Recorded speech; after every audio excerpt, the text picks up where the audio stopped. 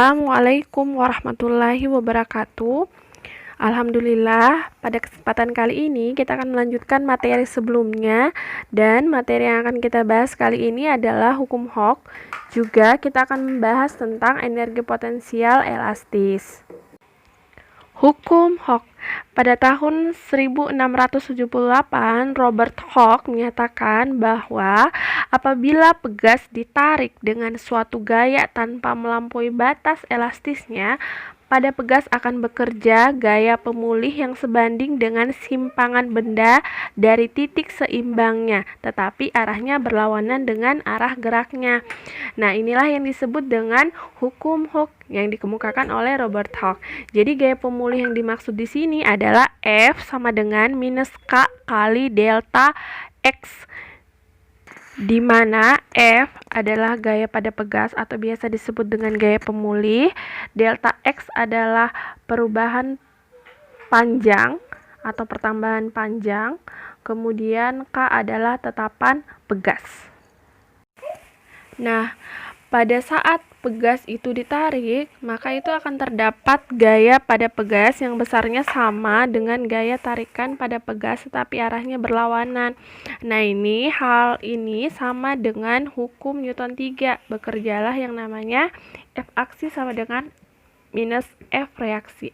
Nah, jika gaya tersebut dengan gaya pegas, maka gaya ini pun sebanding dengan pertambahan panjang pegas delta X, di mana gaya pemulih itu sama dengan minus F ya. Jadi tanda minus di sini itu dia hanya menyatakan arah gaya pegas yang berlawanan arah dengan gaya tariknya. Jadi kenapa dia disebut sebanding dengan pertambahan panjang? Karena ketika pegas itu kita beri gaya atau kita beri beban, misalnya kita tarik ke bawah, ada pegas yang kita gantungkan, kemudian kita tarik ke bawah, maka dia akan bertambah panjang. Nah, kemudian ketika beban itu kita tambah 2 kali beban semula, artinya atau kita tarik dengan gaya yang sama dengan yang seperti tadi, artinya sudah bekerja 2 kali beban semula ya. Sehingga otomatis delta X-nya atau pertambahan panjang itu dia akan mengalami pertambahan panjang yang sama dengan yang tadi. Nah, jadi delta X-nya itu dia berubah menjadi 2 kali delta X, kemudian gaya bebannya atau F-nya itu bertambah menjadi 2F juga. Jadi dia disebut sebanding. Contoh penerapan fisika pada pegas itu bisa dilihat pada kendaraan sepeda motor. Nah, kendaraan sepeda motor itu ada yang namanya subbreaker atau peredam kejut. Nah, kalian bisa bayangkan tanpa subbreaker pada motor itu ketika injak lubang, apa yang terjadi? Pasti pinggangnya akan merasa sakit, encok-encok pinggangnya tanpa adanya subbreaker. Demikian juga spring bed. Spring bed itu ketika sudah lelah atau sudah malam tidur di tempat tidur yang empuk. Nah, empuknya itu dia karena ada per di bawahnya, ada pegasnya juga ditaruh. Itu beda sama kalau tidur di lantai. Nah, itu terasa sekali perbedaannya ya. Jadi bisa dirasakan keuntungan pegas itu ternyata sangat bermanfaat sekali dalam kehidupan sehari-hari kita. Energi potensial elastis itu adalah besarnya gaya pegas yang meregang sepanjang X. Jadi atau gaya pemulih ya. Jadi kalau kita lihat pada grafik ini bisa dilihat grafiknya itu hubungan antara F gaya pemulih dan X itu yang dimaksud adalah pertambahan panjang.